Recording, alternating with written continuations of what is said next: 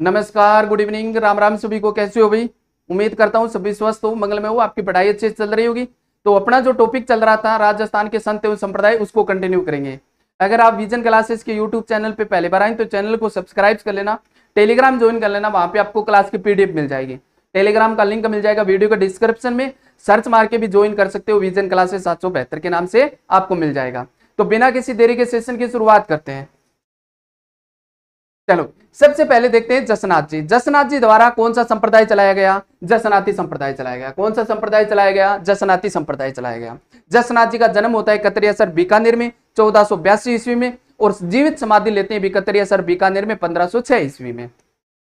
जन्म होता है कतरियासर बीकानेर में 1482 ईस्वी में, और जीवित समाधि यहीं पे कतरियासर बीकानेर में लेते हैं 1506 ईस्वी में। कब लेते हैं? 1506 ईस्वी में।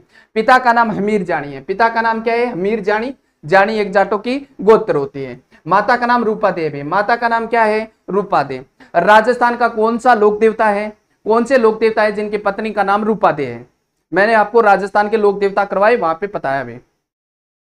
राजस्थान का लोक देवता है मल्लीनाथ जी, जिनकी पत्नी का नाम है रूपा दे, और जिसे कहते हैं बरसात की देवी। क्या कहते हैं? बरसात की देवी।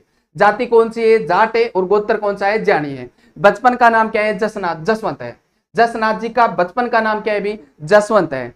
गुरु का नाम गोरखनाथ है। और ज्ञान की प्राप्ति कहां पे होती है? गोरखमालिया बीकानेर में 12 वर्षों की तपस्या के बाद में।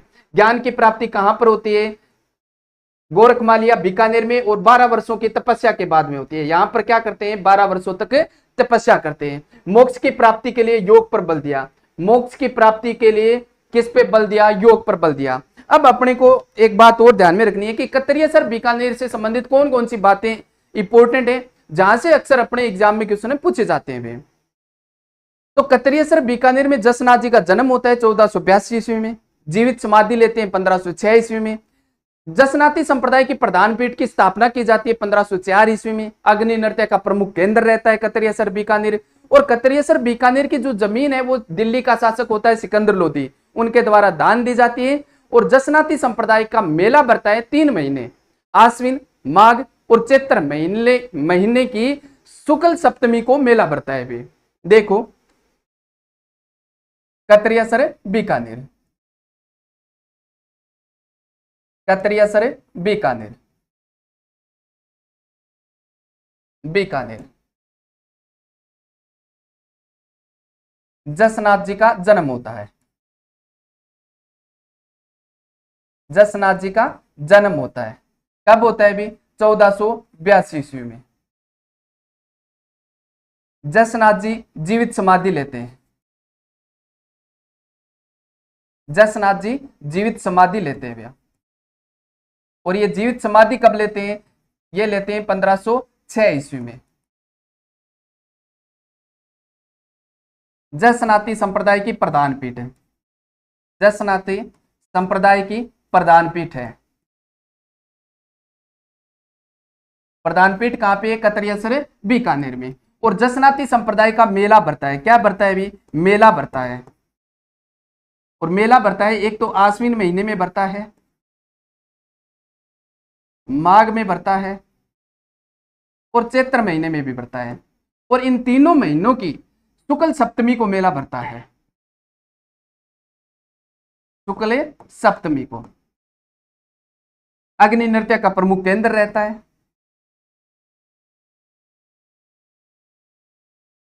अग्नि नृत्य का प्रमुख केंद्र,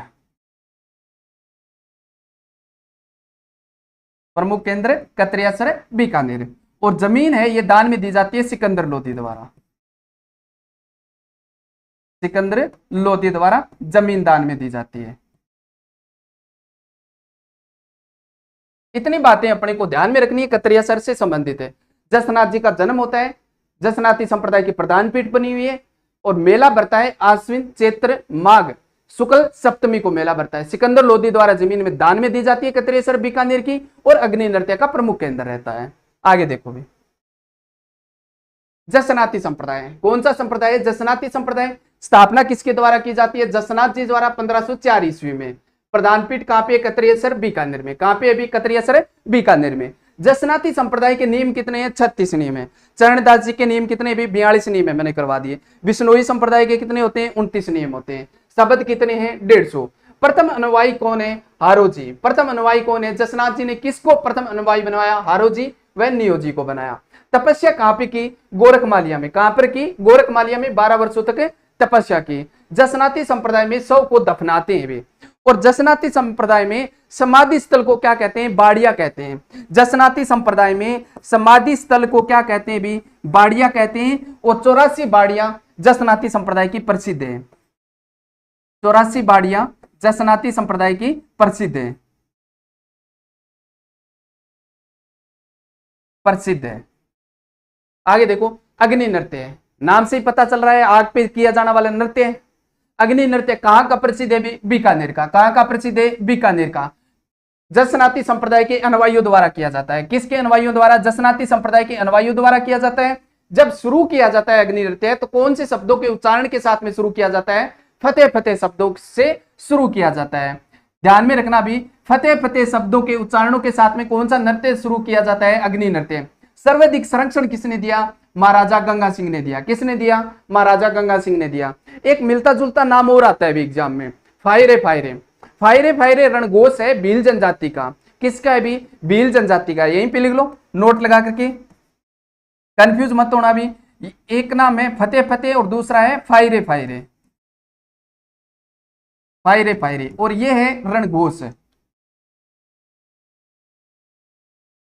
रणघोष है कौन सी जनजाति का है? तो ये है भी भील जनजाति का।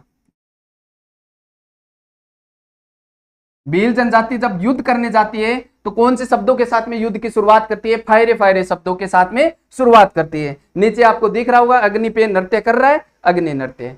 आगे देखो, जसनाती संप्रदाय में विरक्त मंडली को क्या कहते हैं भी? परमहंस मंडली कहते हैं। क्या कहते हैं? परमहंस मंडली कहते हैं। जसनाथ जी के ग्रंथ, जसनाथ जी के ग्रंथ कौन से हैं? सिंबुदड़ा, वेरी वेरी इंपोर्टेंट। सिंबुदड़ा, कोंडा, कौन सा है भी? कोंडा।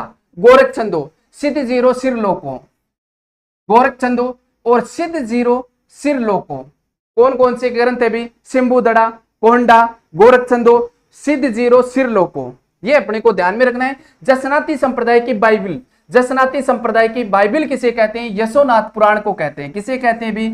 यशोनाथ पुराण को कहते हैं। और इसकी रचना किसने की? रामनाथ जी ने की। किसकी ने की भी? इनकी रचना किसने की? तो ये रचना की है रामनाथ जी ने, रामनाथ जी ने। जसनाती संप्रदाय की 84 बाड़ियां प्रसिद्ध है। जसनाती संप्रदाय की क्या प्रसिद्ध है भी? 84 बाड़ियां प्रसिद्ध है। जसनाथ जी के समकालीन शासक, जसनाथ जी के समय समकालीन शासक दिल्ली का कौन होता है भी? सिकंदर लोधी होता है, जिनके द्वारा कतरियासर बीकानेर की जमीनें दान में दी जाती है। बीकानेर का शासक कौन होता है? राव बीका होता है। और राव लूणकरण भी जसनाथ जी के समकालीन होते हैं। राव बीका का कार्यकाल रहता है 1465 से लेकर के 1504 ईस्वी तक रहता है। और राव लूणकरण का कार्यकाल रहता है 1504 से लेकर के 1526 तक रहता है भी। और राव लूणकरण को राजपद होने का वरदान दिया जाता है जसनाथ जी द्वारा, जसनाथ जी द्वारा, जसनाथ जी द्वारा राजपद का वरदान दिया जाता है, राजपद का वरदान दिया जाता है।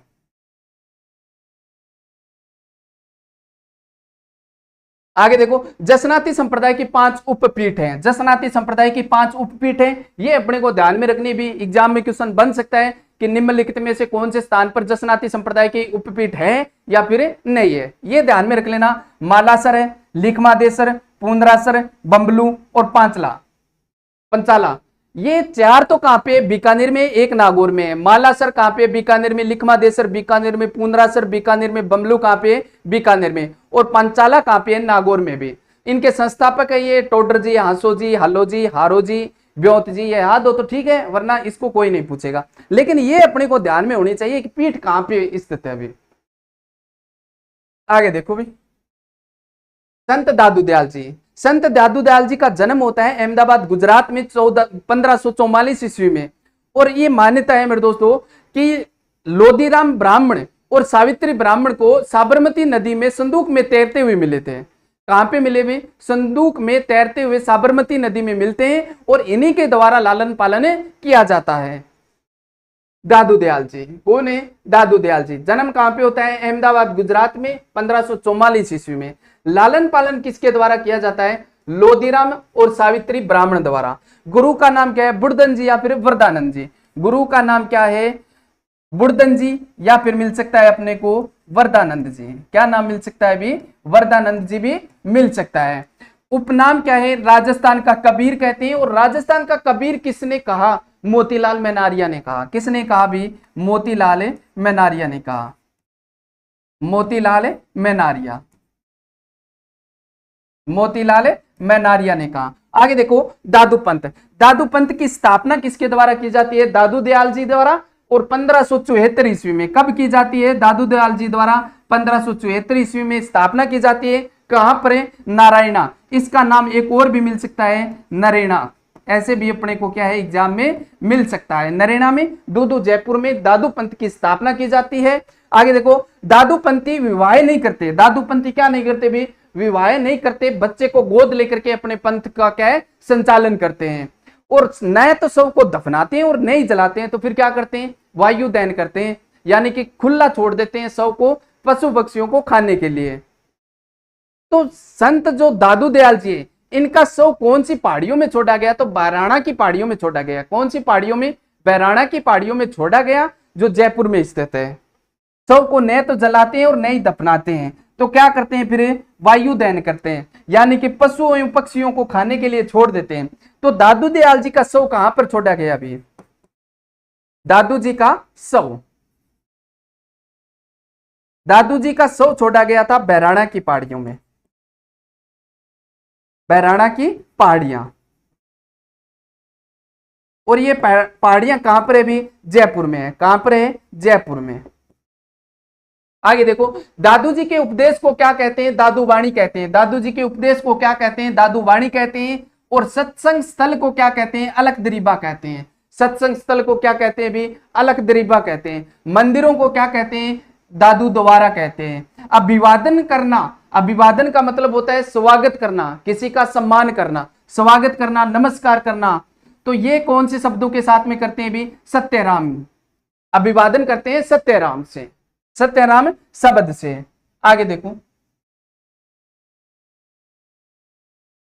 दादू जी के बारे में प्रमुख तथ्य। दादू जी के बारे में अपने को प्रमुख तथ्य की बात करें तो कुछ सन है वो अपने को ध्यान में रखनी है। दादू जी का जन्म होता है भी 1544 ईस्वी में अहमदाबाद गुजरात में। दादू जी का जन्म कब होता है? भी जन्म की बात करें तो जन्म होता है 1544 ईस्वी में अहमदाबाद गुजरात में। राजस्थान में सर्वप्रथम कब आए? 1568 ईस्वी में सांबर जयपुर में आए। राजस्थान में 1568 ईस्वी में सर्वप्रथम कहां पे आए? सांबर राजस्थान में आए। भी सांबर कहां पे पड़ता है? जयपुर में। और यहीं पर क्या दिया? सर्वप्रथम उपदेश दिया। यहीं पे क्या दिया? भी उपदेश दिया। और उपदेश कौन सी भाषा में दिया? तो ये दिया भी ढूंढाड़ी भाषा में। ढूंढाड़ी या फिर मिल सकता है अपने को संदूकड़ी हिंदी मिश्रित भाषा।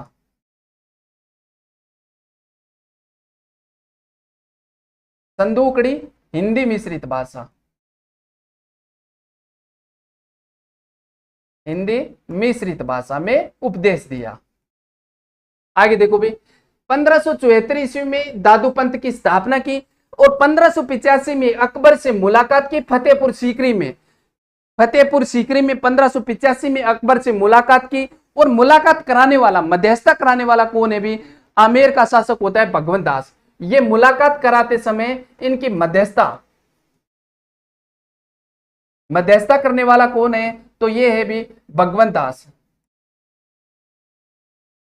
भगवंत दास। और ये शासक कहां का है? आमेर का शासक था। 1602 ईस्वी में नारायणा दुदू में मुख्य पीठ की स्थापना की जाती है। किसकी स्थापना की जाती है? मुख्य पीठ की स्थापना की जाती है नारायणा दुदू में। और 1603 ईस्वी में क्या है? बैराणा की पहाड़ियों में प्राण त्याग दिए दादू जी ने। दादू जी की रचना, दादू जी की रचना देखो भी, रचना भी कौन सी भाषा में है? तो इनकी भाषा है ढूंढाड़ी, ढूंढाड़ी, संदूकड़ी, हिंदी मिश्रित भाषा।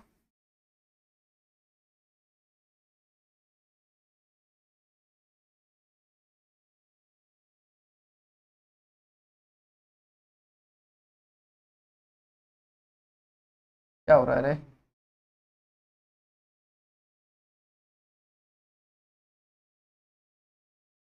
संदूकड़ी हिंदी मिश्रित भाषा, हिंदी मिश्रित भाषा।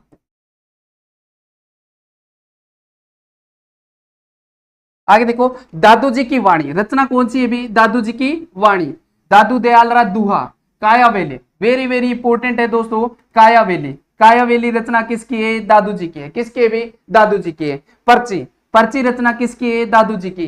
पर्ची से संबंधित एक बात और ध्यान में रखना है कि पीछे पशु प्रीचर और सीटी में पूछा गया अभी कि राजस्थानी साहित्य में, राजस्थानी साहित्य में संतों की रचना को क्या कहा जाता है, तो वो भी पर्ची कहलाता है भाई। यहीं पे नोट लगा करके लिखो भाई कि राजस्थानी साहित्य में, राजस्थानी साहित्य में, साहित्य में संतों की रचना, संतों की रचना क्या कहलाती है? पर्ची कहलाती है। क्या कहलाती है भी? पर्ची कहलाती है। हरिड़े वाणी कौन सी रचना है भी? हरिड़े वाणी। अंगवधु, और कौन सी रचना है दादू जी की? अंगवधु। हरिड़े वाणी, अंगवधु, कायावेली, पर्ची। कायावेली, पर्ची, अंगवधु, हरिड़े वाणी, वेरी वेरी इंपॉर्टेंट है, ध्यान में रख लेना भी। आगे देखो, हरिड़े वाणी का संकलन किसने किया? तो ये किया अभी संत दास एवं जगन्नाथ जी ने। किसने किया? जगन्नाथ दास ने किया। संकलन का मतलब होता है भी जोड़ना, इकट्ठा करना। क्या होता है? जोड़ना और इकट्ठा करना। अंगवधु, अंगवधु के कितने भाग है? 3 भाग है। और अंगवधु का संकलन किसने किया? तो ये किया अभी रज्जब जी ने। किसने किया? रज्जब जी ने किया। आगे देखो, दादू जी के कुल कितने शिष्य होते हैं? 152 शिष्य होते हैं। कितने शिष्य होते हैं भी? 152 शिष्य होते हैं। उसमें से प्रमुख शिष्य होते हैं 52, जिसे कहते हैं 52 स्तंभा। क्या कहते हैं भी? 52 स्तंभा। आगे देखो, शिष्य सुंदरदास जी हैं, माधव जी हैं, गरीबदास और मिस्कण दास, ये दोनों कौन है? पुत्र हैं भी दादू जी के। रजब जी, जग गोपाल, बकना जी, जगजीवन दास, बालिंद जी और संत दास जी। वीडियो 2016 के अंदर क्वेश्चन पूछा गया कि बालंद जी के गुरु का नाम क्या है। तो इंपॉर्टेंट है, शिष्य भी ध्यान में रख लेना कि वहां पे क्वेश्चन पूछा गया था कि बालंद जी के गुरु का नाम क्या है। तो ध्यान में रखना, सुंदरदास जी, माधव जी, गरीबदास जी, मिस्कण दास जी, रज्जब जी, जग गोपाल, बखना जी, जगजीवन दास, बालिंद जी और संत दास जी। आगे देखो, पुत्र कौन होते हैं? मिस्कंदास जी और गरीबदास जी दादू जी के पुत्र होते हैं। और पुत्रियों के नाम भी याद में रख लेना, शोभा कंवरी और रूप कंवरी। क्या नाम है भी? शोभा कंवरी और रूप कंवरी। आगे देखो, गरीबदास जी, गरीबदास जी दादू जी के पुत्र होते हैं और दादू जी के मृत्यु के बाद में गद्दी पर बैठते हैं। क्या बैठते हैं भी? गद्दी पर बैठते हैं। दादू पंथ में खालसा वर्ग की स्थापना की। दादू पंथ में खालसा वर्ग की स्थापना किसने की? गरीबदास जी ने। अब याद कैसे करें? याद ऐसे कर लो भी, गरीब की क्या है? खाल उतार लेते हैं लोग, काम करवा के गरीब की क्या है? खाल उतार लेते हैं। तो पढ़ाई जरूरी है, नौकरी जरूरी है। आगे देखो, रचना कौन सी है भी? सखी पद है। रचना कौन सी है? साकी पद है, अध्यात्म बोध है और अनबे प्रबोध है। कौन सी है भी? अनबे प्रबोध है। समय को असक्षम पता करके गद्दी का क्या कर दिया? त्याग कर दिया। किसने? गरीबदास जी ने। मिस्कंदास जी, गरीबदास जी के बाद में कौन बैठते हैं भी गद्दी पे? मिस्कंदास जी, गरीबदास जी के बाद में गद्दी पर बैठते हैं। आगे देखो, दादू पंथी की 5 शाखाएं। दादू पंथ की 5 शाखाएं कौन कौन सी भी? खालसा है, नागा है, विरक्त है, निहंग एवं खाकी है, उत्तराद एवं स्थानधारी है। कौन सी भी? खालसा। खालसा वर्ग के, खालसा शाखा के प्रवर्तक कौन है? गरीबदास जी। खाल के उतार लेते हैं गरीब की, गरीब की क्या उतार लेते हैं? खाल उतार लेते हैं। गुरु शिष्य का क्या करते हैं भी? अनुसरण करते हैं। यानी कि गद्दी पे कौन बैठेगा? गुरु बैठेगा, फिर गुरु का शिष्य बैठेगा, फिर शिष्य का शिष्य बैठेगा। ऐसे क्या करते हैं? गुरु शिष्य का अनुसरण करते हैं। केंद्रीय पीठ का अधिकार होगा। केंद्रीय पीठ यानी कि नारायणा के साधुओं का अधिकार होगा। कौन से साधुओं का? नारायणा के साधुओं का अधिकार होगा। आगे देखो, नागा शाखा के प्रवर्तक कौन है? सुंदरदास जी। नागा शाखा के प्रवर्तक कौन है? सुंदरदास जी। एक वस्त्र रखते और 5 शस्त्र का अनुसरण करते हैं। यानी कि महात्मा गांधी इतना एक ही वस्त्र पहनता और 5 के रखता, हथियार रखता, अपने पास में हथियार रखते। और हथियारों पे रोक किसने लगाई? तो जयपुर के शासक होते हैं सवाई जय सिंह। रोक लगाई भैया सवाई जय सिंह ने। सवाई जय सिंह ने। विरक्त, दादू पंत के उपदेश को घर घर जाकर के क्या है प्रचार किया। दादू पंत के उपदेशों को घर घर जाकर के प्रचार कौन सी शाखा ने किया? विरक्त शाखा ने। काखी एवं नियंग ये शरीर पे लंबी जटाएं रखते और शरीर पे भस्म लगाते। लंबी जटाएं रखते और शरीर पे क्या लगाते भी? भस्म लगाते। आगे है पांचवी शाखा उत्तरादेव स्थानधारी, इसके प्रवर्तक हैं बनवारी दास जी, और ये राजस्थान छोड़ के उत्तर भारत में चले गए। कहां पे चले गए? उत्तर भारत में चले गए। इनकी पीठ कहां पे है? रतिया हरियाणा में भी। इनकी पीठ कहां पे है? इनकी पीठ है रतिया हरियाणा में। रतिया हरियाणा में।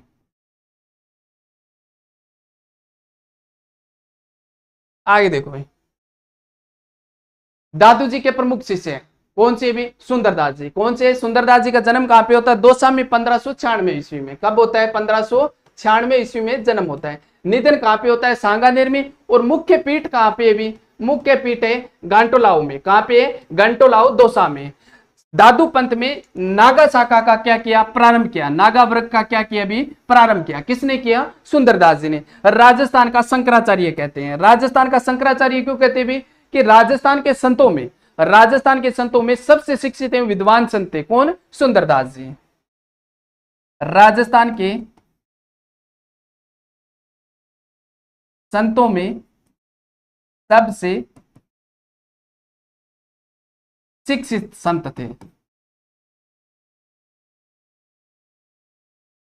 शिक्षित संत थे।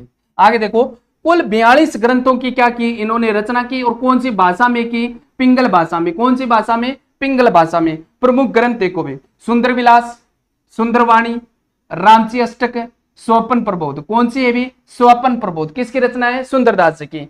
12 अष्टक।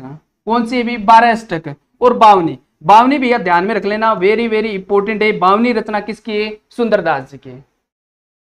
और एक बात और ध्यान में रख लेना कि सुंदरदास जी पे एक डाक टिकट जारी की गई है 8 नवंबर 1997 को 2 रुपए की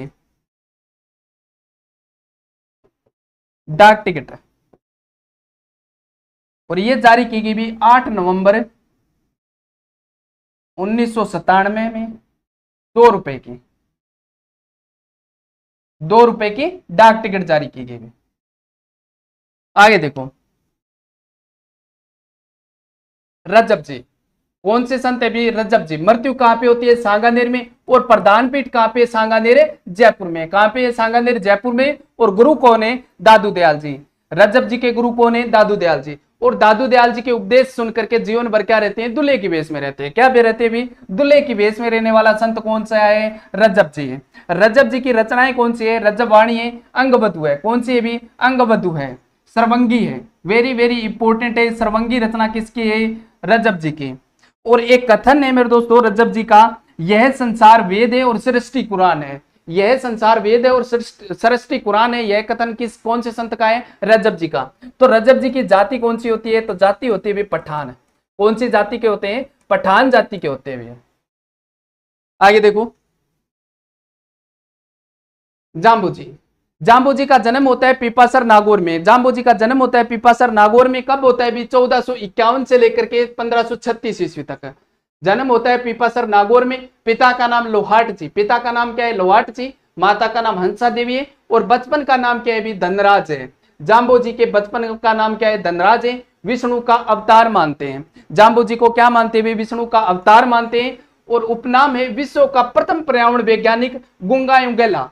कम बोलते भैया, क्या बोलते हैं? जाम्बू जी कम बोलते हैं, गैला बोलते हैं बैरे को, सुनाई नहीं देता भी उसे बोलते हैं।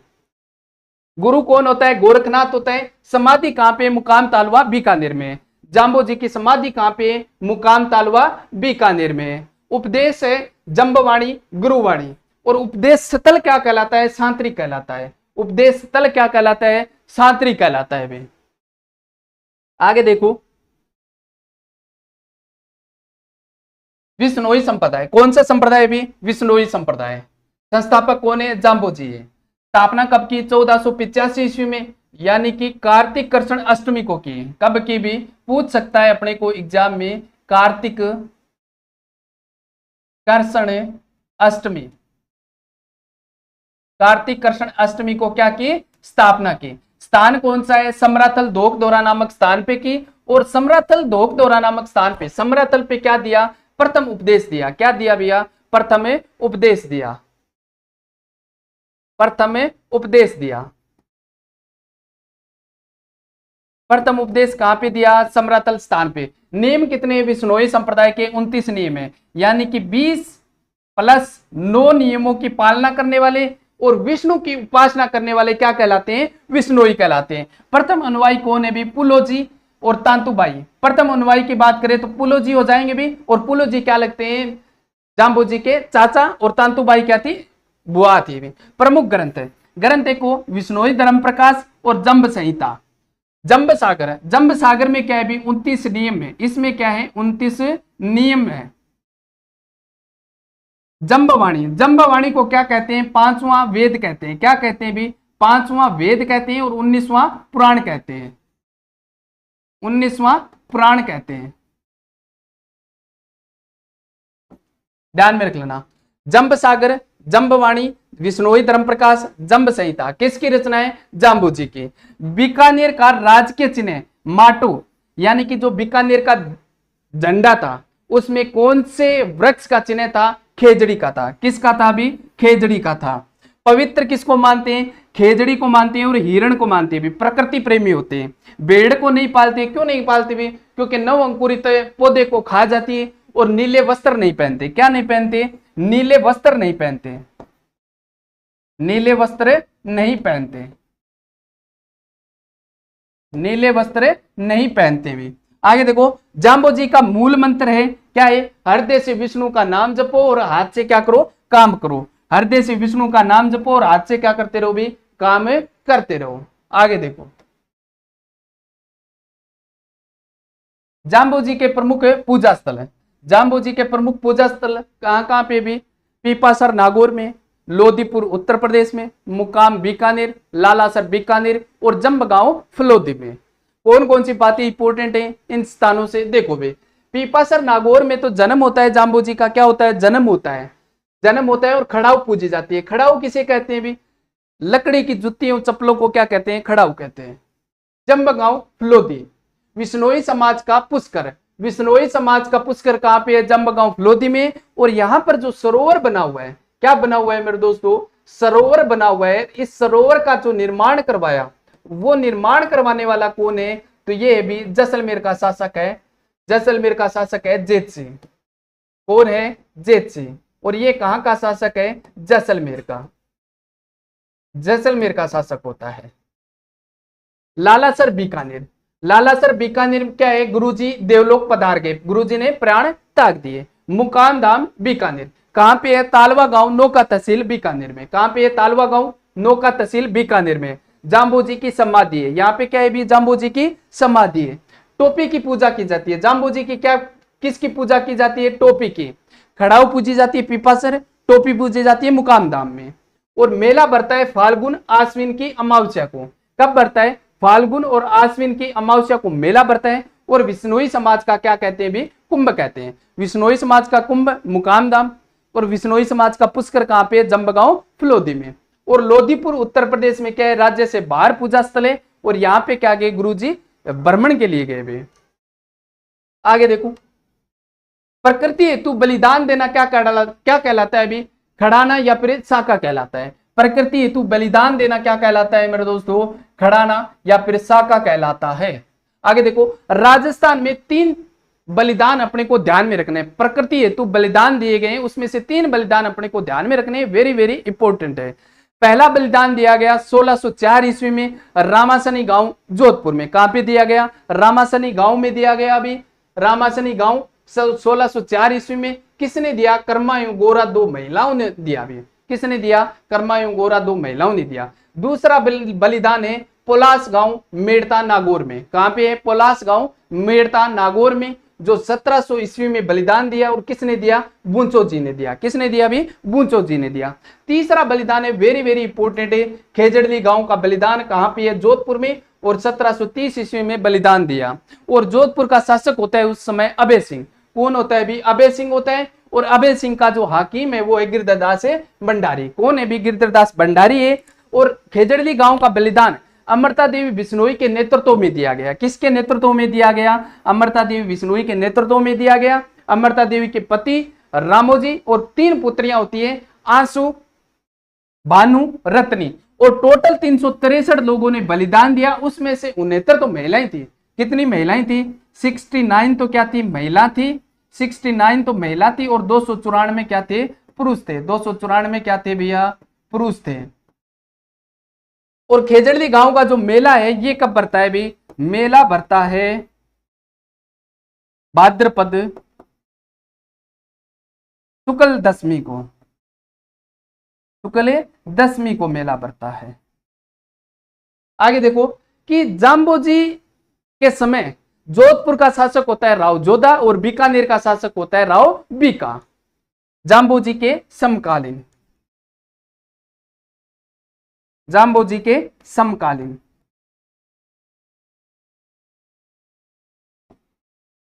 जोधपुर, जोधपुर का तो होता है भी राव जोधा और बीकानेर का शासक होता है राव बीका, राव बीका। और ये दोनों जाम्बोजी को क्या मानते भी? गुरु मानते हैं। दोनों क्या है? जाम्बोजी को गुरु मानते हैं, जाम्बोजी को गुरु मानते हैं। और दिल्ली का शासक कौन होता है? दिल्ली का शासक सिकंदर लोदी। दिल्ली का शासक होता है भी सिकंदर लोदी। और इन्होंने क्या कर दी? गो हत्या पर रोक लगा दी, गो हत्या पर रोक लगाई।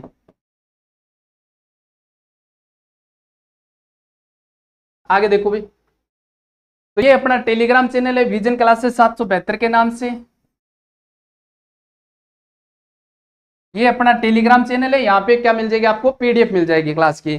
तो वीडियो को लाइक कर देना, शेयर कर देना, कमेंट कर देना आपको क्लास कैसी लगी और दोस्तों के साथ में शेयर कर देना भी। Thank you. मिलते हैं एक नई वीडियो के साथ में।